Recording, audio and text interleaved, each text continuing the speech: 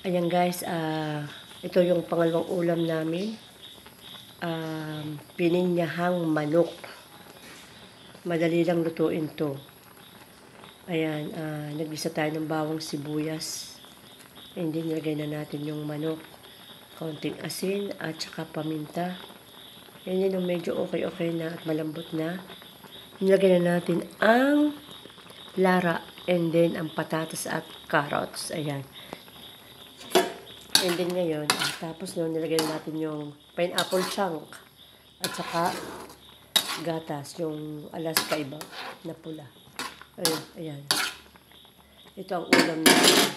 Ulam namin ay isda at saka ito. Ayan. Sarap guys, ang aming ulam.